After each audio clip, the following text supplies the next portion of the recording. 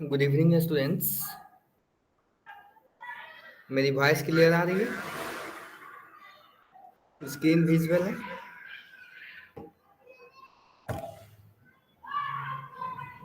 Okay.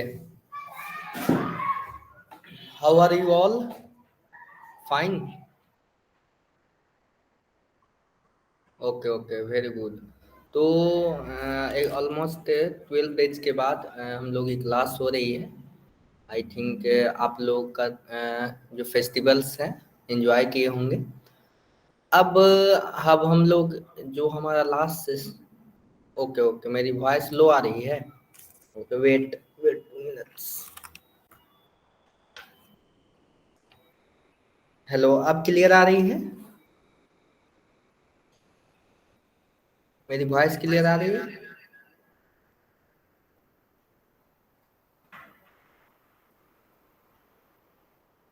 Okay okay. अगर कोई दिक्कत होगी तो आप बताएंगे। ओके। तो यस, फिर okay okay, marks. Okay, marks कुछ दिनों में एक्चुअली मैंने आप लोगों का इवैल्यूएशन कर दिया है। सारे मार्क्स पब्लिश हो जाएंगे जितने भी और टीचर्स हैं। कुछ सब्जेक्ट्स के रिजल्ट पेंडिंग है, तो वो सारे इवैल्यूएशन के बाद आपको अपडेट किया जाएगा। Okay okay. तो लास्ट क्लास में हमने आपको प्रैक्टिस सेट 5.1 दिया था, और इसका हम लोग कुछ 100 क्वेश्चन सॉल्व करेंगे। इसका देखिए, ये जो हमारा फर्स्ट क्वेश्चन है इसको हम लोग सॉल्व करेंगे। ठीक है। आई थिंक मैं इसको जो स्टूडेंट्स बना लिए होंगे अच्छी बात है, जो नहीं बना पाए हैं उसको आप लोग इसको देखेंगे कैसे सॉल्व करते हैं। तो diagonal of a parallelogram WXYZ intersects each other at point O। Okay, तो एक पैरेललोग्राम एक्चुअली में मैं बना लेता हूँ कुछ इस तरीके से। ओके, कुछ इस तरीके का मैं कुछ इस तरीके का बना लेता हूँ।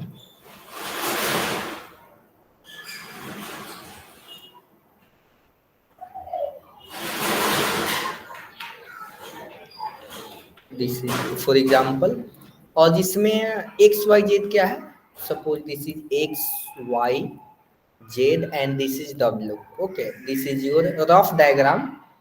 एंड डायगोनल्स, कितने डायगोनल्स होंगे? 2 डायगोनल्स। तो इसका डायगोनल्स भी हम लोग बना लेते हैं।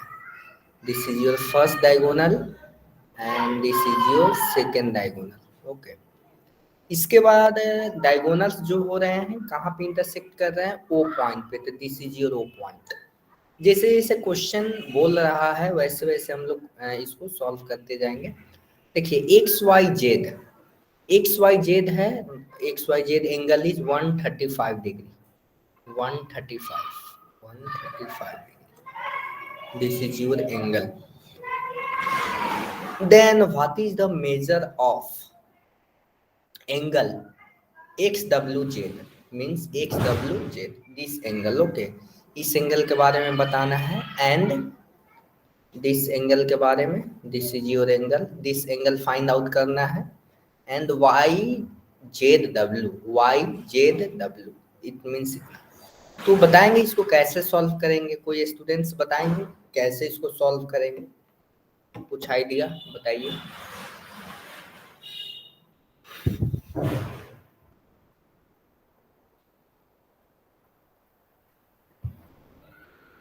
इसको बताइए कैसे सॉल्व करेंगे।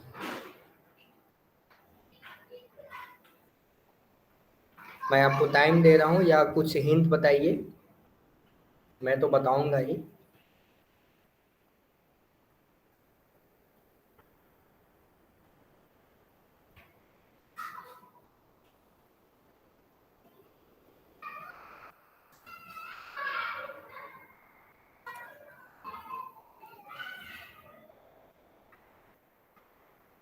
एंड एक और इक्वेशन दिया हुआ है इसमें। यस, इसमें एक और आपको हिंट दिया हुआ है। एल इजकल टू, एल जो है हमारा length of O Y. This is your O Y 5 centimetre. This is your 5 centimetre. Okay, तो ये भी हिंट दिया हुआ है। तो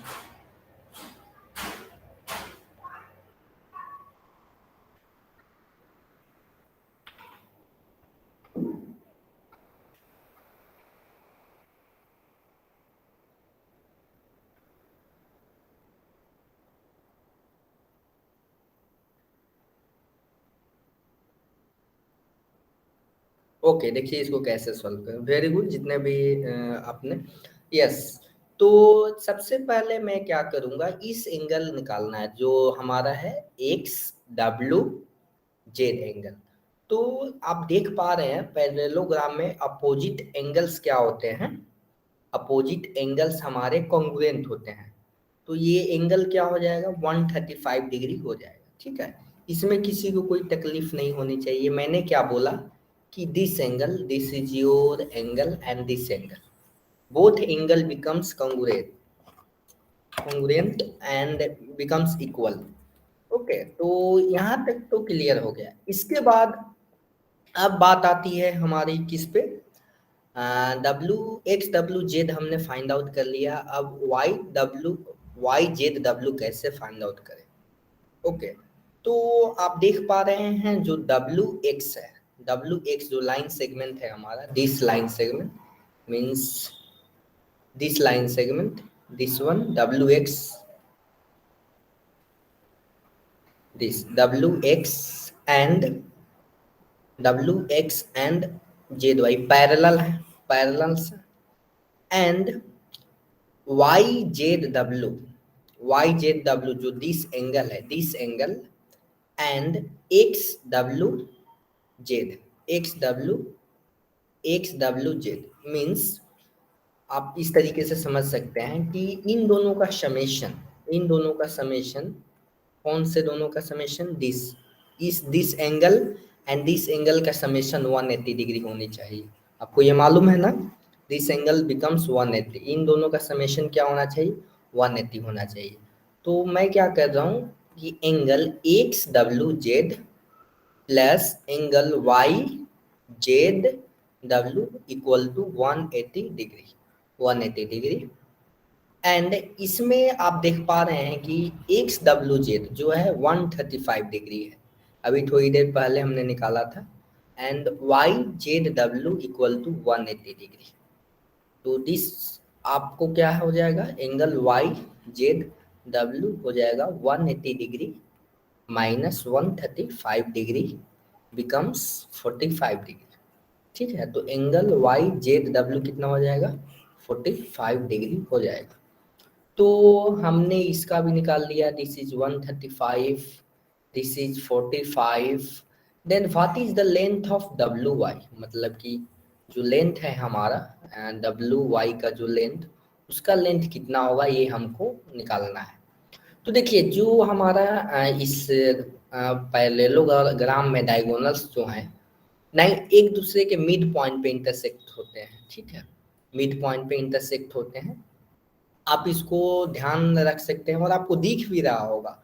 ठीक है ना, कि मतलब ऐसा नहीं है कि आपको दिख नहीं रहा, सिमेट्री दिख रहा होगा दोनों लाइन सेगमेंट्स में। और और इसमें इसमें आप देख पा रहे हैं कि वाई वो जो ओ वाई लेंथ है, O Y, this is your O Y कितना है, 5 centimetre. And O W is also becomes 5 centimetre. Okay, this is 5 centimeter, this length 5 centimeter, and this also length is 5 centimeter. तो what is the length of WY, length of WY। ठीक है ना, ये जो L जो आप यहाँ पे यूज हुआ है लेंथ को इंडिकेट कर रहा है। ठीक है ना, लेंथ ऑफ WY कितना हो जाएगा, 10 सेंटीमीटर। तो ये क्वेश्चन सॉल्व समझ में आया आप लोगों को, थोड़ा सा इसमें आपको दिमाग लगाना है। आयुष क्लियर हुआ, आयुष सिर्फ 2 स्टूडेंट्स का कमेंट देख पा रहे हूं मैं। आयुष, सीताराम, ओके। इसके बाद हम लोग नेक्स्ट जाने वाले हैं सेकेंड क्वेश्चन पे, जो कि this is your second question. Second question देखिए, मैं क्वेश्चन इसलिए सॉल्व करा रहा हूँ कि आप लोग में से बहुत सारे स्टूडेंट्स ऐसे हैं जो सॉल्व नहीं करते हैं, बहुत सारे स्टूडेंट्स सिंसियर हैं जो सॉल्व करते हैं, कुछ स्टूडेंट्स नहीं भी करते हैं। ठीक है, ओके। तो जो स्टूडेंट्स क्लास में एक्टिव हैं उनका मार्क्स भी अच्छा आया है। ठीक है ना। मार्क्स तो सबके अच्छे आए हैं, लेकिन जो स्टूडेंट्स एक्टिव हैं उनका अच्छा आया है, ठीक है ना। अब देखिए second question, in a parallelogram A B C D. तो मैं क्या कर रहा हूँ, इस क्वेश्चन को देखिए, in a parallelogram A B C D, angle A is this and angle B is this, ठीक है ना। Angle angle A and B आपको यहाँ पे दिया हुआ है। मेरी वॉइस क्लियर है ना, वॉइस क्लियर हो आ रही है ना। Okay okay. एंड तो सबसे पहले आपको क्या करना है, सी एंड डी का एंगल निकालना है। बेसिकली आपको सारे एंगल्स निकालने हैं in terms of numerical value. ये क्या है, अभी वेरिएबल के टर्म्स में है, एक्स के फॉर्म में, एक्स इसमें इंक्लूडेड है, ठीक है, एक्स इंक्लूडेड है। तो देखिए इसको कैसे करेंगे। सबसे पहले देखिए कुछ चीजें मैं भी क्या करता था बचपन में, मतलब 9th-10th क्लासेस में, सिर्फ क्वेश्चन देखा और बनाना स्टार्ट कर दिया। कुछ क्वेश्चन को समझता नहीं था कि इसमें क्या पूछा गया है। और बाय द मतलब इतने सालों का मैंने पढ़ा और पढ़ाया, तो दिख मेरे को यह फाइनली मालूम चला कि डायग्राम से बहुत सारी चीज़ें आसान हो जाती है, ठीक है ना। आप अप्रोक्सीमेट डायग्राम बनाएं, आप क्या करें कि रफ डायग्राम बनाएं, तो बहुत सारी चीज़ें आपको आसान हो जाएंगी। जैसे कि पैरेललोग्राम है ए बी सी डी, कुछ इस तरीके का होगा, ये नहीं होगा तो कुछ इस तरीके का होगा। शेप तो यही ना होगा, शेप तो ये होगा नहीं तो ये होगा, ठीक है ना, ये होगा नहीं तो ये होगा। तो मैं क्या कर रहा हूँ, किसी एक को चूज कर लेता हूँ, इसको, ठीक है। कुछ इस तरीके का होगा मेरा पैरेललोग्राम, जिसमें एंगल ए इज दिस, ठीक है, and angle B is this आपको दिया हुआ है 2x - 32 and this angle is 3x + 12, okay. और आप मालूम है कि angle A plus angle B कितना होगा, बताइए। Angle A plus angle B कितना होगा इस फिगर के अनुसार से। एंगल सी जो है, एंगल ए जो होगा इक्वल होगा एंगल सी जो होगा। तो आप देखिए एंगल ए निकाल लिए तो आप एंगल सी निकाल लिए, और एंगल बी निकाल लिया तो आपने डी निकाल लिया। बहुत आसान तो है, आसान तो है इसमें, ठीक है। तो अब मैं क्या कर रहा हूँ कि इस एंगल ए के वैल्यू को मैं यहाँ पे सब्स्टिट्यूट करता हूँ, ठीक है। तो मैंने एंगल ए का वैल्यू क्या है, 3x + 12, okay. This is your value of angle A. What is the this B, this is your equation. अब बोलेंगे सर यहाँ पे एंगल ए का वैल्यू इस टर्म में क्यों दिया गया है। अब बोलेंगे सर इस टर्म डायरेक्ट मतलब क्यों, देखिए ये वेरिएबल है। जैसे कि आप, जैसे कि मान लीजिए कि एंगल्स को मेरे को दिखाना है, मैं जैसे पहले एक एग्जांपल दे रहा हूँ मैं आपको। जैसे देखिए कैसे आप बोलते हैं सर वेरिएबल के टर्म में हम नंबर्स को क्यों डिनोट कर रहे हैं। मैं ये आपको बताना चाह रहा हूँ, जैसे एंगल ए यहाँ पर है, इसका वैल्यू डायरेक्ट 45 या 60 या 90 क्यों नहीं दे दिया गया है, वेरिएबल्स में क्यों दिया गया है। तो देखिए मैं इस तरीके से आपको बताता हूँ। जैसे कि आपसे बोला गया कहीं पे कि आपको काउंटिंग नंबर लिखना है, तो आप क्या लिखेंगे, 1 2 3 4 5, इस तरीके से काउंटिंग नंबर लिखेंगे ना। लिखेंगे कि नहीं लिखेंगे, आप जाएंगे 7 8 9 10 लिखते जाएंगे, आप जितना मन चाहे उतना लिखें। तो ठीक है, चलिए आपसे बोला गया है कि right the counting number, counting number. ये मैं 1-2 क्लास की बात नहीं कर रहा हूँ, ये मैं आगे की बात कर रहा हूँ। अगर आपसे काउंटिंग नंबर लिखने को बोला जाए तो आप लिख सकते हैं 1 2 3 4 5, लेकिन मैं प्रोफेशनली तरीके से कैसे इसको लिखते हैं वो मैं चीज़ें बता रहा हूँ। तो आप इसको इस तरीके से लिख सकते हैं, क्या लिख सकते हैं कि एन जो है नंबर है, और एन कहाँ से कहाँ वेरी कर रहा है। जैसे कि आप इसको इस तरीके से लिख सकते हैं, इस नंबर्स को आप लिख सकते हैं कि एन जो है वेरी करेगा 1 to infinity, ठीक है ना। आप इस तरीके से एक नोटेशन फॉर्म में लिख सकते हैं, या N belongs to 1 to infinity, ठीक है। ये चीजें हो सकती हैं, या आप लिख सकते हैं कि तो आप ये जो सिस्टम है इसको एक लाइन में आपने लिख दिया, ठीक है ना। तो मैंने एक एग्जाम्पल दिया, ये एग्जैक्ट एग्जाम्पल हो भी सकता है, नहीं भी हो सकता है।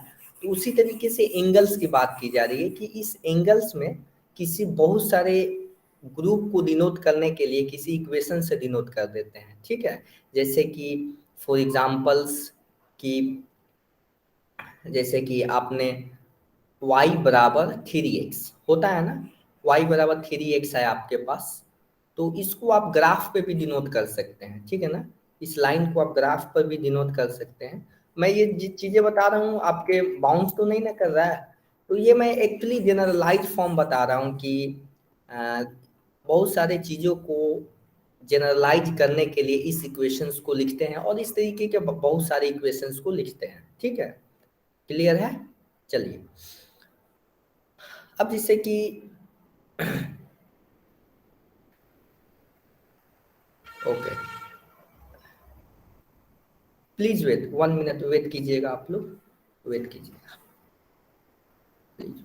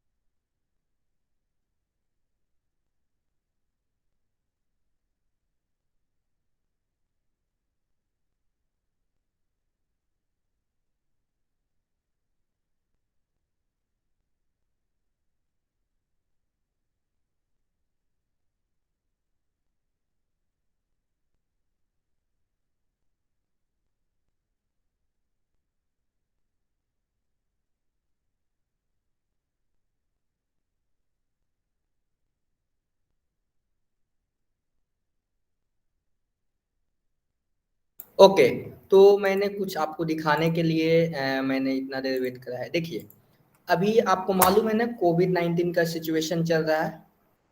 आपको मालूम है ना कोविड-19 का सिचुएशन चल रहा है। तो आप यहाँ से देखिए, ये क्या है, ये कुछ आपके पास दिया गया है, कुछ इस तरीके, ये ग्राफ है कोविड केसेस का। क्या है? कोविड केसेस का।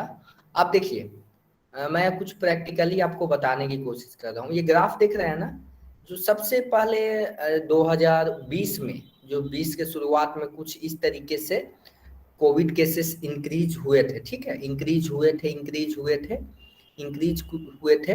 और कुछ साइंटिस्टों ने बताया, कुछ वैज्ञानिकों ने बताया कि सेकेंड वेव आएगा, सेकेंड वेव आएगा, बोले थे ना सेकेंड वेव। उन्होंने प्रिडिक्ट किया था कि नहीं किया था, बताइए। सेकेंड वेव के बारे में जिक्र किया था ना, यस। और उन्होंने ऐसा बोला था कि थर्ड वेव भी आने के चांसेस हैं, चांसेस हैं। तो आप बोलेंगे sir how scientist determine the second wave, उन्होंने कैसे यह बता दिया कि सेकेंड वेव आने वाला है या थर्ड वेव आने वाला है।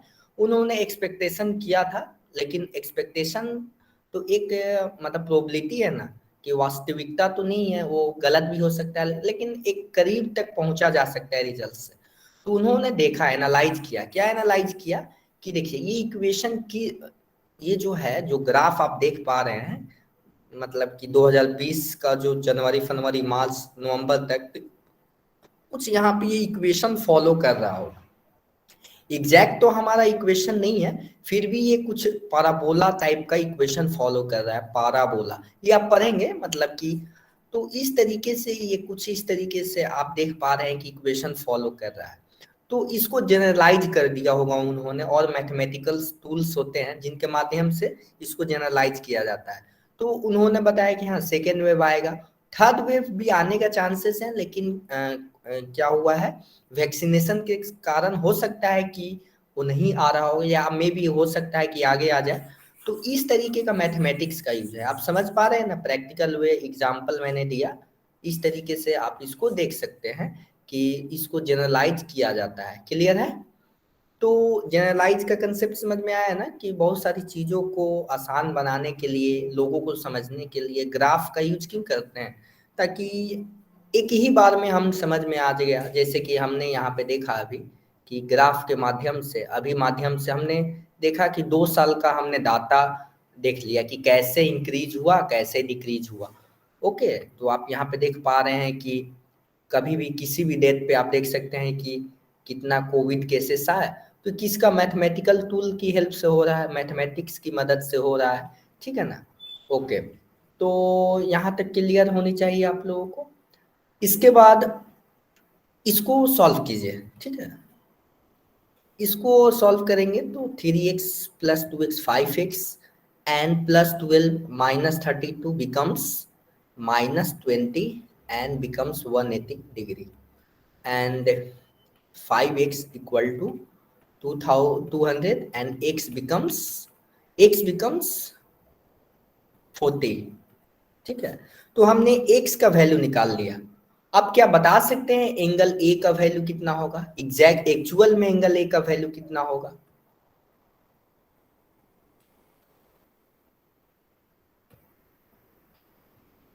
This becomes 120 plus 12, this becomes 132 degree. Angle A becomes 132 degree. Okay, 132. Okay, what is the angle of angle B? 2x minus 32, या आप 180 में से भी डायरेक्ट इसको सब्ट्रैक्ट कर सकते हैं। 2 into 40 minus 32 equal to 48। Okay, तो this is your solution of second equation.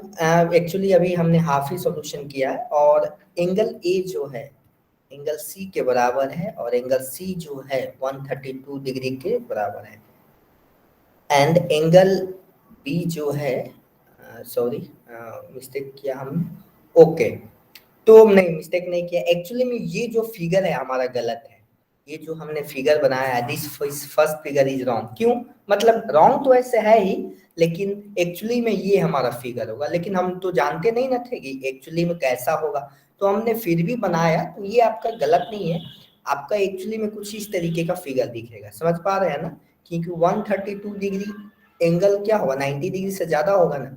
ये देख पा रहे हैं 90 डिग्री से ज्यादा है, ये भी 90 डिग्री से ज्यादा है। तो इस तरीके से आप प्रैक्टिकली देख सकते हैं कि एक्चुअल में हमारा फिगर यह राइट है, राइट फिगर। लेकिन आप एग्जाम में ये भी बनाते हैं तो कोई प्रॉब्लम नहीं है, क्योंकि एग्जामिनर को मालूम है कि स्टूडेंट्स को नहीं मालूम रहता है सॉल्यूशन आने तक कि क्या होगा। तो आप कोई भी इसमें दोनों में से बना सकते हैं, उसमें कोई आपको तकलीफ नहीं है। लेकिन आपसे बोला जाए, जब आपसे इंटरव्यू में पूछा जाए कौन सा फिगर वाइवा वगैरह में फिगर इस क्वेश्चन के अकॉर्डिंग होगा, किस टाइप का होगा, तो ये फिगर हमारा राइट है। क्योंकि इसमें एंगल ए जो है 90 डिग्री से ज्यादा है, ज्यादा मतलब कि ये जो है, और इसमें ये ज्यादा फैला रहेगा। ठीक है ना। और एंगल बी जो है 90 डिग्री से कम है, तो 48 डिग्री ये होगा। तो बी जो है किसके बराबर हो जाएगा, डी के, और दिस इज 48 डिग्री। ये क्वेश्चन समझ में आया ना आप लोगों को? दिस क्वेश्चन समझ में आया कि नहीं आया, बताइए। Okay, very good. ओके, चलते हैं नेक्स्ट क्वेश्चन पे। Okay, this is your third question. This is your third question.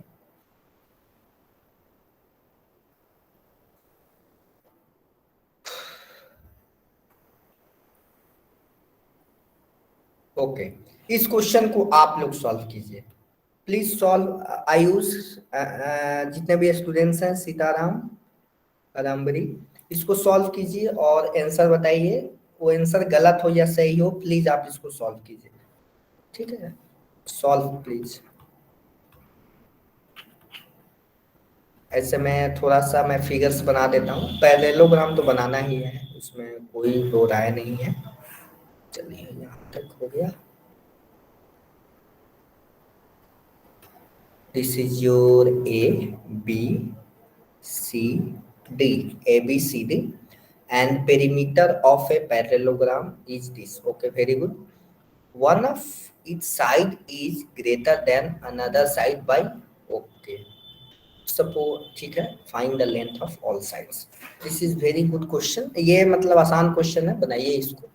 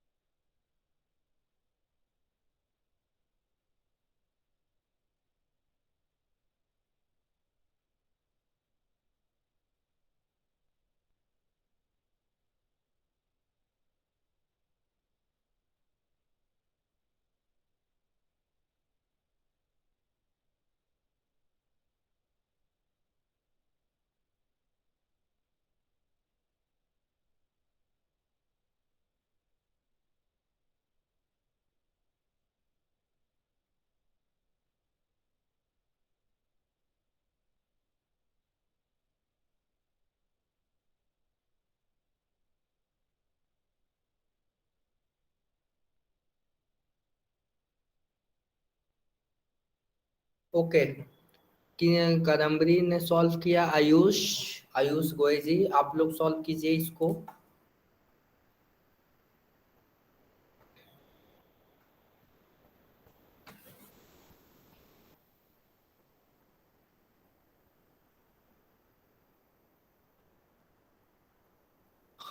Okay okay Ayush, मैं आपके लिए वेट कर रहा हूँ, आप इसको सॉल्व करें, आप टाइम लीजिए, ठीक है।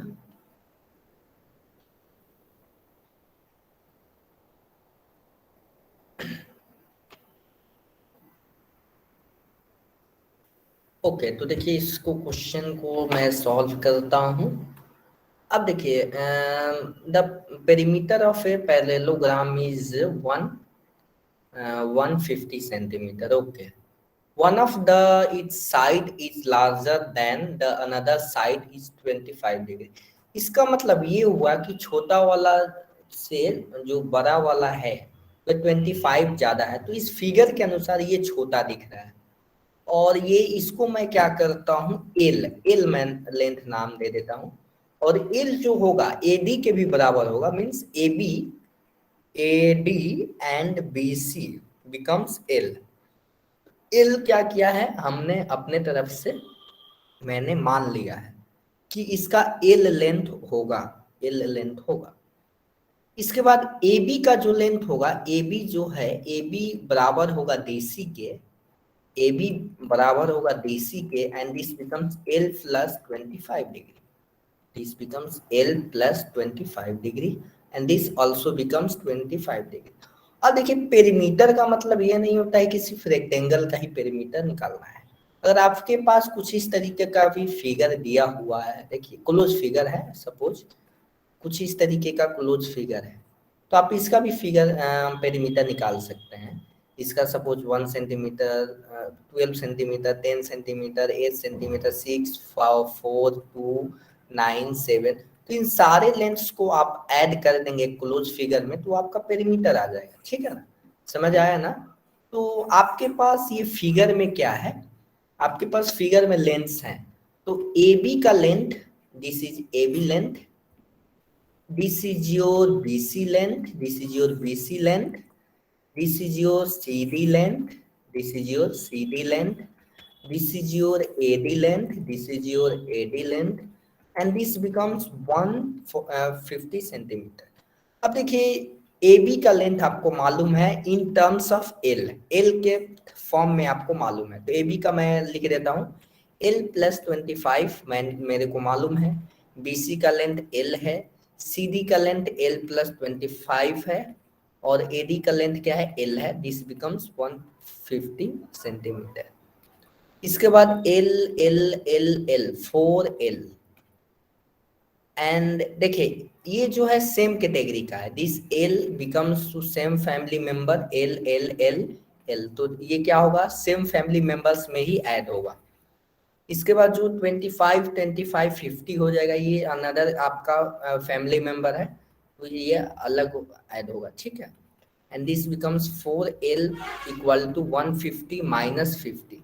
जब आप इस 50 को राइट हैंड साइड में ले जाएंगे तो माइनस साइन के साथ जाएगा, ठीक है, माइनस साइन के साथ जाएगा। और इसके बाद क्या होगा कि 4L becomes 100 and L becomes 25। तो L किसको माना था, जो मैंने माना था वो आ गया। क्या माना था, L मैंने माना था AD और BC का लेंथ, दिस इज 25 सेंटीमीटर, और AB का लेंथ क्या हो जाएगा 25 सेंटीमीटर, तो L का वैल्यू है plus 25, this becomes 50 centimetre. Clear हुआ। तो हमने सारे लेंस निकाल लिए, सारे लेंस हमने निकाल लिए। L becomes 25, this becomes 50, this becomes 50, this becomes 25। Okay, तो this is our solution of this question. Okay, यहाँ ये क्लियर हुआ। आयुष गोयजी करम्बरीस, okay okay okay okay okay, चलते हैं नेक्स्ट क्वेश्चन पे। Next question, next question.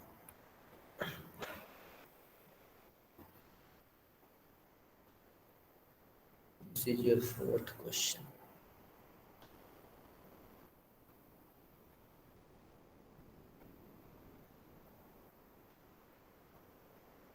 Solve this question, solve, इसको सॉल्व करें आप।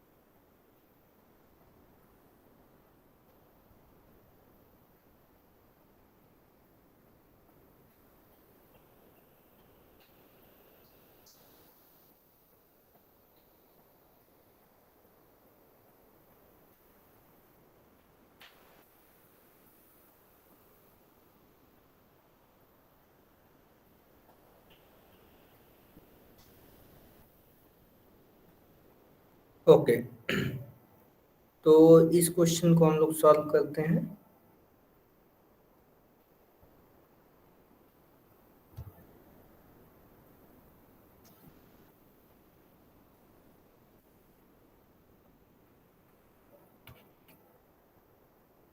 इफ ओके, तो इस क्वेश्चन को देखें कैसे सॉल्व करते हैं। if the uh, if the ratio of measure of two adjacent angles in of a parallelogram is 1:2, 1:2। Okay, तो सबसे पहले एक पैरेललोग्राम कुछ इस तरीके का बना लेंगे, ठीक है, इस तरीके का हम लोग बना लेंगे। A B C D and इसमें क्या दिया हुआ है कि ratio of two adjacent angles are of a parallelogram is. तो एडजेसेंट एंगल्स कौन से होंगे बताइए, एडजेसेंट एंगल्स कौन से होंगे, कौन कौन से होंगे? या तो एंगल ए होगा या बी होगा, ठीक है, नहीं एडजेसेंट होंगे, बी होंगे, सी होंगे, सी होंगे, डी होंगे, ए होंगे, डी होंगे, ठीक है। तो मैं क्या करता हूँ, एंगल ए मैं मान लेता हूँ एक्स एंड एंगल बी मैं मान लेता हूँ वाई। कोई तकलीफ है एक्स एंड वाई को मानने में? कोई तकलीफ है? एंगल्स को मैंने क्या किया, एक्स एंड वाई हमने मान लिया कि होता है। ओके, तो एक कंडीशन आएगा एक्स प्लस वाई क्या होना चाहिए, 180 डिग्री होना चाहिए, होना चाहिए ना। ये तो आपको अ, क्या है, सप्लीमेंट्री इसको बोलते हैं ना, हाँ, ये होना चाहिए, ठीक है, ये होना चाहिए, ठीक है। ओके, सेकंड क्या होना चाहिए, the ratio of measure of two adjacent angles, मतलब एक्स एंड वाई का रेशियो क्या है, एक्स बाई वाई का रेशियो है 1/2, 1/2। तो यहाँ से आप एक्स एक्स का वैल्यू निकालिए, तो एक्स क्या हो जाएगा, y/2 हो जाएगा, होगा कि नहीं होगा? तो आपका this is equation 1 and this is equation 2, equation 2। अब मैं क्या करता हूँ, x का value in terms of y रखता हूँ, x का वैल्यू यहाँ पे मैं पुट कर देता हूँ, y/2 plus Y equal to 180 degree. ये होगा ना, बताइए क्लियर? समझ में आ रहा है? समझ आ रहा है?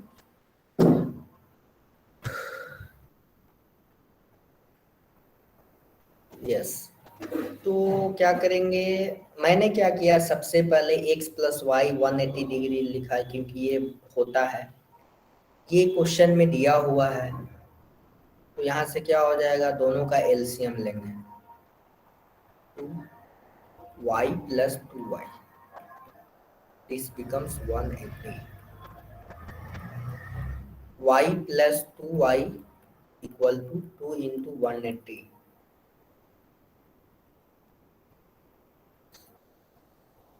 इसके बाद क्या होगा, 3y इक्वल टू 360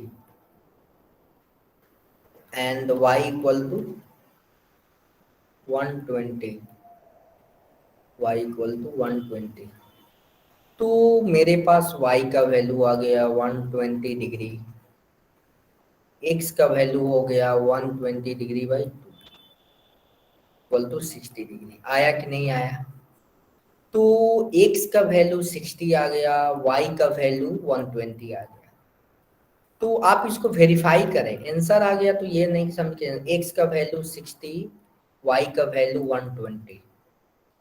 तो x प्लस वाई क्या था, 180 डिग्री हो रहा है कि नहीं हो रहा है, वेरीफाई कीजिए, वेरीफाई वेरीफाई कीजिए।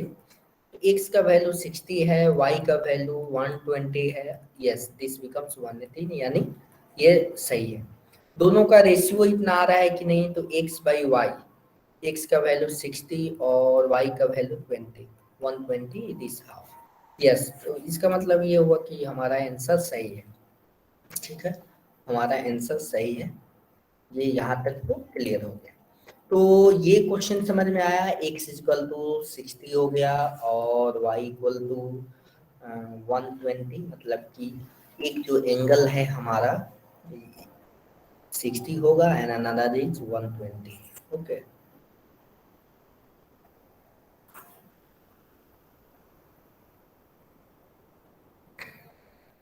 ओके, अब फिफ्थ क्वेश्चन पे आते हैं। फिफ्थ क्वेश्चन,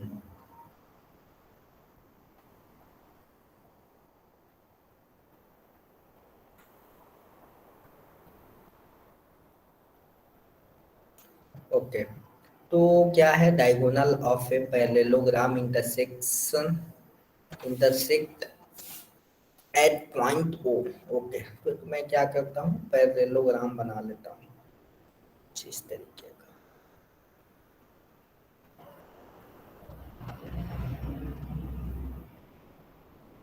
जिस तरीके का,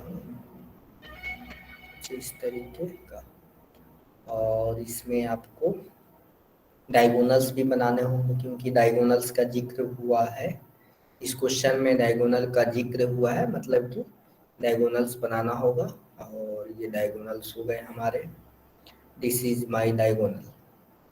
इसके बाद diagonal of a parallelogram intersect each other at point O. This is your point O. This is your point O. And this is your A, B, C, D parallelogram. Okay. In which AO is 5. AO is 5. AO is 5. जो भी data दिया गया है उसको हम लोग लिखते जाएंगे। BO is 12. Okay, no problem. Okay.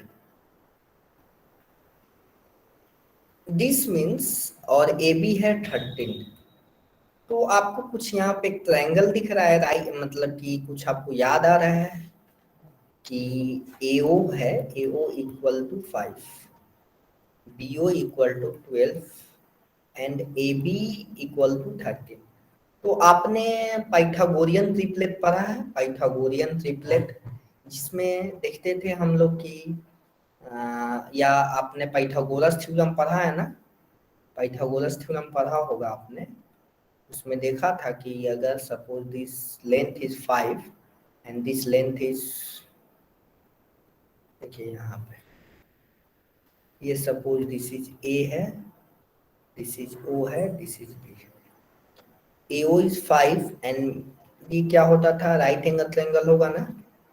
तो इस ट्रायंगल को क्या कीजिए, कुछ इस तरीके से रोटेट करेंगे तो यहाँ पे 90 डिग्री का एंगल बनाएगा। मतलब हमारा फिगर तो एग्जैक्ट वैसा नहीं है, हमने तो एक अप्रोक्सीमेट फिगर बनाया है, तो ये हमारा 90 होगा। क्लियर है, क्लियर है ना। तो इसका मतलब ये हुआ कि this is also 90, this is also 90, यानी जो भी एंगल्स हैं वो क्या है, 90 है कि नहीं है। इस पे जो भी आपके एंगल्स हैं, यानी ये सारे जो हैं राइट एंगल के एंगल्स यहाँ पे बना रहे हैं। ठीक है, राइट एंगल एंगल्स बना रहे हैं। ठीक है, तो इसका मतलब यह हुआ कि हमारा फिगर एग्जैक्टली कुछ इस तरीके का होगा।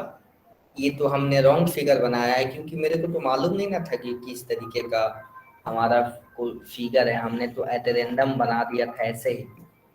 तो उससे कोई दिक्कत नहीं है, आप एग्जैक्ट फिगर कुछ हमारा मिनट कुछ 90 डिग्री का,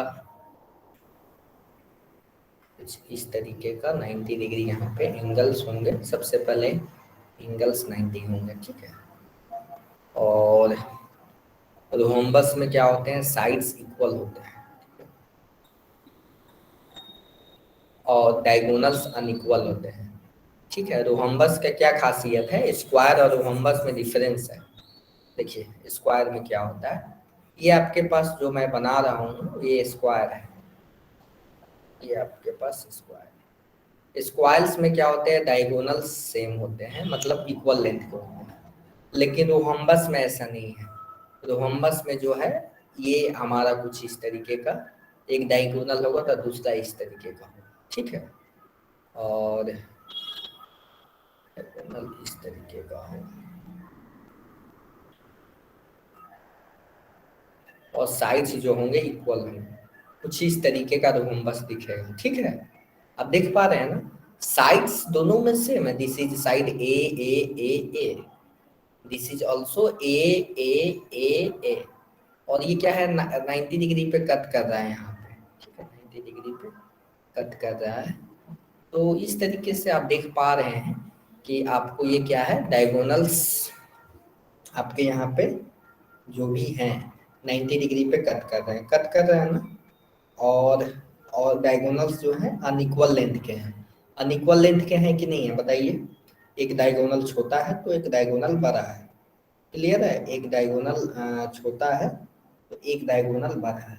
तो इसको आप तो समझ गए कि ये रोहम्बस होगा, लेकिन इसको हम लोग मैथमेटिकली कैसे इसको सॉल्व करेंगे। ठीक है ना, ये तो आप समझ गए कि कैसे हम इसको एनालाइज कर लिए, लेकिन इसको मैथमेटिकली मैं अब बता रहा हूँ आपको कैसे सॉल्व करें। देखिए वही आप क्या लिखेंगे कि ये जो है पाइथागोरियन ट्रिपलेट है, और पाइथागोरियन ट्रिपलेट में जो मैंने बातें बोली उसको आपको लैंग्वेज फॉर्म में लिख देना है। ठीक है, तो दिस इज योर एओ जो है हमारा ओसी के बराबर हो जाएगा 5 सेंटीमीटर।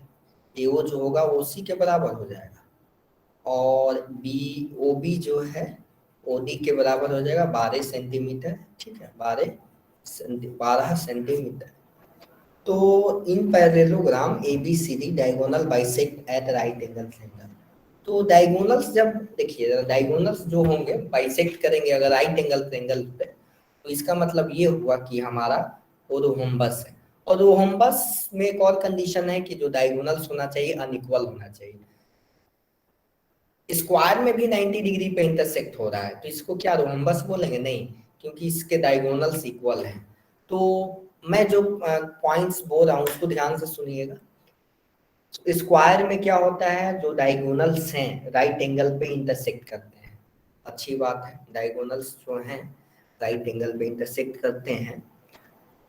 लेकिन जो हमारा रोम्बस है उसमें भी राइट एंगल पे इंटरसेक्ट करते हैं, लेकिन डायगोनल्स का लेंथ जो है अलग अलग होता है। क्लियर है, तो ये डिफरेंस है। तो आज मैं 5 क्वेश्चंस कराया, इतना ही मैं रहने देता हूँ। आपको 2 क्वेश्चंस करने हैं घर से, क्वेश्चन 6 एंड 7। इसको, ये अच्छा क्वेश्चन है, 6 एंड 7 आपको करने हैं, इसको आप लोग कर लीजिएगा, ठीक है। और मैं आपको होमवर्क दे रहा हूँ इसके अलावा, problem set, this is your problem set.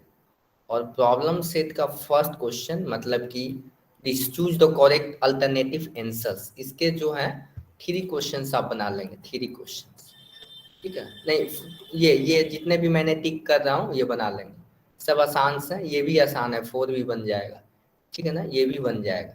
5 questions तक बनाने हैं, ठीक है ना। मैं इस सारे को अपडेट कर दूंगा, क्या क्या बनाने हैं आपके, प्रॉब्लम सेट 5, इसके बाद प्रॉब्लम सेट के 5 क्वेश्चन 5 तक बनाने हैं, क्वेश्चन नंबर 5 तक क्लियर हुआ। तो इसके बाद मेरे को 10th क्लास का भी लेना है, 8 o'clock से मेरे को क्लास। तो चलिए मिलते हैं नेक्स्ट क्लास में। तो आप लोग इसको होमवर्क बना लीजिएगा। क्या होमवर्क्स हैं, प्रैक्टिस सेट 5.1 का जो 2 क्वेश्चंस हैं लास्ट के जो बचे हुए हैं, और प्रॉब्लम सेट 5 के 5 questions. Okay, thank you all, मिलते हैं नेक्स्ट क्लास में।